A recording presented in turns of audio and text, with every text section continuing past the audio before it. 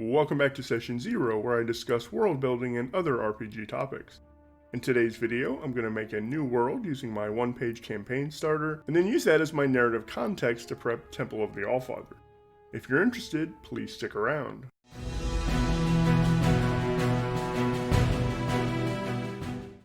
Thanks for watching, everybody. If you enjoy what I do, please like and subscribe, and share it with your friends, and don't forget to hit that bell icon to get notifications when I release a new video.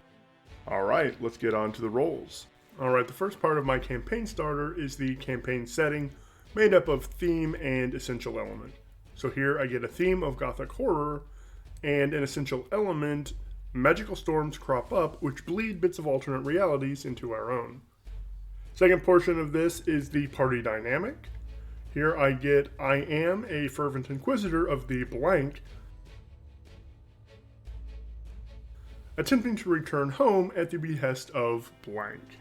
I spent about 5 minutes combining all of these elements, and I came up with this story for my character. Cantor, a cleric of and fervent believer in blank, who I'll name later, travels home at the behest of his sister. Sadly, he staked his sister in the heart 3 years ago when she became a vampire and stalked their childhood village.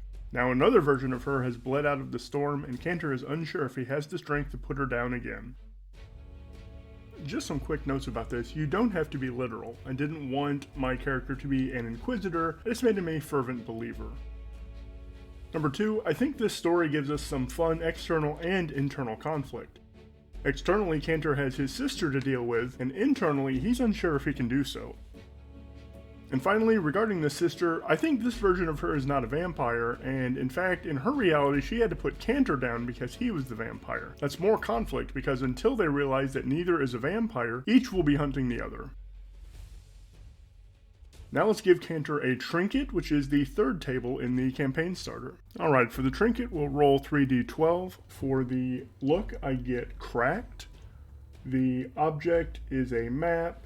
And for theme, I get monster. And that's actually really cool because I think this map is his safe route through the Smoldering Swamp, which was Session 01. That map was made from a spine taken off of the Grand Mantis in the Smoldering Swamp. So that means he's not just traveling home, he's traveling through the Smoldering Swamp to get home. Alright, now that I have this context in mind, a gothic horror setting, I have this essential element with the reality bleeding storms, and I have Cantor's own backstory. Now I can begin to prep Temple of the Allfather. Number 1, it's obviously not going to still be Temple of the Allfather. It's going to be whatever deity Cantor follows or believes in. I just haven't decided on a name for that yet. The narrative background can pretty much stay the same. This is the reality of this world, even though I know as a GM that that's going to change based on these reality changing storms. As I move into the entrance, because it's gothic horror, I want to change that iron golem out for a flesh golem. I looked at the stat block for a flesh golem in Dungeon World, and it's just not the most exciting, so I went and looked at the abomination, and I liked that, but it's a little bit too powerful, so I did make some alterations.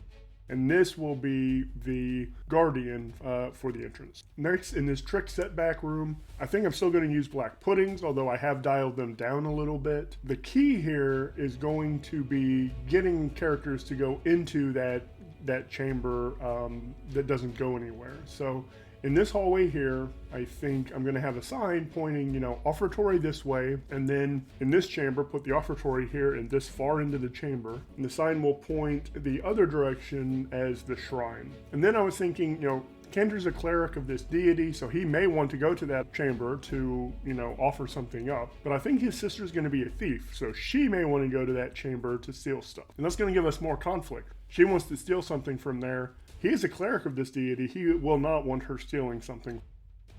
I don't think this puzzle or roleplay room really needs to even change. I like the idea that, you still have to sacrifice something for knowledge. The cleric playbook in Dungeon Worlds let me choose knowledge and secrets as one of the domains and sacrifice and offering as one of the precepts. So that really fits in. If I was prepping this for someone else's game, I would change this puzzle up based on, their characteristics. But because I'm doing this for solo play, or character that I'm creating, I'm going to mold this character around this puzzle. The boss fight will remain mostly unchanged. The cultists will use this Acolyte stat block, although I have made a little bit of a change to the moves. This is a monster without a stat, without HP, without armor, no damage, so basically it's all narrative. The reward twist is going to be a little bit different. It still won't be the Lich who's resurrected. I'm thinking it will actually be the father of Cantor and his sister, who is a master vampire. And he has bled through from another reality. That's something I need to put a little bit of thought into. I'll definitely think about that before I do my solo play video, but for now, I really have this prepped out as much as I need until I get to that plot twist.